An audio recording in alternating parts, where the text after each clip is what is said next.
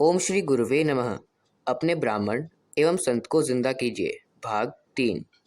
परम पूज्य गुरुदेव पंडित श्री राम शर्मा आचार्य जी का यह दृढ़ विश्वास है कि मनुष्य में देवत्व का उदय एवं धरती पर स्वर्ग का अवतरण होकर रहेगा। मानव में देवत्व के विकास के लिए उन्होंने अपने प्रवचनों उद्बोधनों में समय समय पर प्रकाश डाला है। उनके प्रवचनों का प्रथम संग्रह वांग्मय क्रम 68 पूज्यवर की अमृतवाणी में लगभग 90 प्रवचन प्रकाशित हुए हैं। इन्हीं में से एक प्रवचन अपने ब्राह्मण एवं संत को जिंदा कीजिए। प्रवचन के कुछ अंश प्रस्तुत पुस्तिका में शब्दतः छापे गए हैं। तो आइए परम पूज्य गुरुदेव की वाणी में लिखी गई इस पुस्तक को श्रवण करें। मेरे गुरु के व्याख्यान देने का कार्य बंद हो गया तो क्या उनकी शक्ति कम हो गई? हम नहीं बोल रहे हैं, हमारा गुरु बोल रहा है। आप भी उनकी शक्ति से बोलेंगे। प्रज्ञा पुराण जब आप पढ़ेंगे और लोगों को सुनाएंगे तब वह आपकी वाणी में नहीं बल्कि मेरे गुरु की वाणी में होगा, जिसमें अधिक ताकत होगी। आपकी वाणी में कोई ताकत नहीं होगी। आप ऐसे ही बकवास करते रहेंगे। हम मौन हो जाएंगे तो हमारी शक्ति बढ़ जाएगी। हमारी परा एवं पश्चंती वाणी की ताकत बढ़ जाएगी। आप मेरी उस वाणी को सुनेंगे तो आपको आंखों में पानी आएगा, भाव संवेदना जगेगी। इससे हम आपकी सहायता ज़्यादा कर सकेंगे।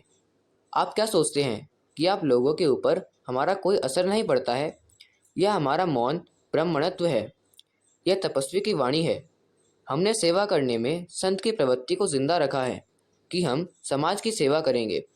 आज व्यक्ति की सेवा ज़्यादा है, समाज की सेवा गौण हो गई है। हमारे मरने के बाद आप देखेंगे कि गुरु जी के मरने के बाद उनका समय धन श्रम किस काम में खर्च हुआ। हमारी शक्ति एवं सामर्थ्य बच्चों को खिलाने में, अस्पताल खोलकर मरीजों की सेवा में खर्च हुई है।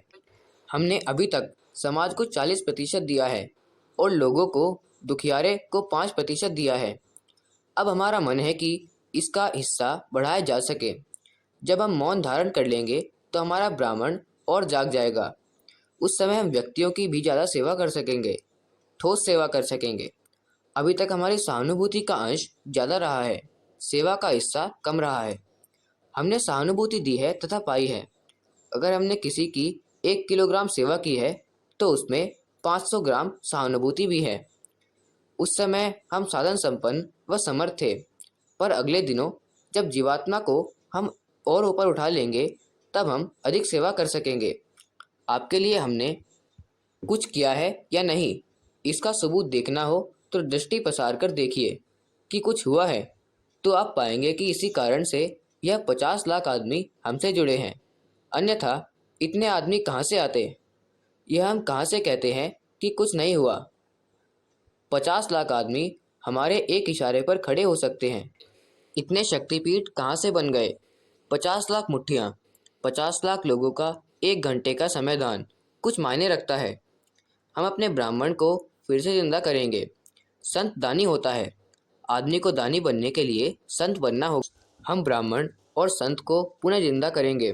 ब्राह्मण जमा करता है, संत उसे खर्च कर देता है। हमने निश्चय किया है, विचार किया है कि जिंदगी के इन आखिरी क्षणों में अपने ब्राह्मण एवं संत को साथ करके सबके लिए एक मिसाल स्थापित कर दूं। क्या जिंदगी भर अपने बीवी बच्चों को ही खिलाते रहेंगे? जिस पर मनुष्य का भविष्य टिका है, क्या उसके लिए कुछ नहीं कर सकेंगे? अपने लिए अधिक, समाज के लिए इतना कम? यह कैसे होगा? मेरे गुरु ने दुखियारों की सेवा, समाज की सेवा कम की है, परंतु उसने सारे विश्व को हिला दिया है। दूसरों के दुखों को देखकर यह सोचते हैं कि इसके लिए हम क्या करें। इस समय मैं रो पड़ता हूँ तथा उसे सहायता किए बिना मेरा मन नहीं मानता है।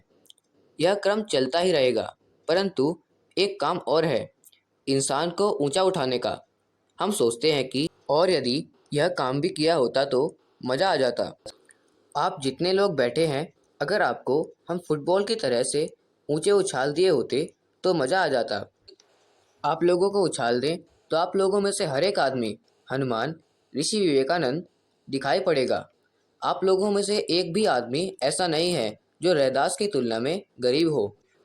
परंतु आप लोग इतने भारी हैं कि आपके सेल्स काम नहीं कर रहे हैं, आपके हाथ उठ नहीं पा रहे हैं। मानसिक दृष्टि से एक एक बेड़ियाँ इतनी भारी हैं जैसे 1000 मन की हों। ऐसे में आपको कैसे उठाऊं? आपकी बेड़ियों को मैं काटूंगा, क्योंकि हमारे बाद इन बच्चों को खिलाने वाला नर्सिंग होम चलाने वाला कहाँ से लाएंगे? यह अस्पताल बंद हो जाने पर आपके अनुभव के बिना इनका ऑपरेशन कौन करेगा? इंसान को उठाया नहीं जा सकता तो बात कैसे बनेगी? पुस्तक अपने ब्राह्मण एवं संत को जिंदा कीजिए, पृष्ठ 9 से 21। इसका अगला भाग आपको अगली वीडियो में सुनने के लिए मिल जाएगा। धन्यवाद। ओम शांति।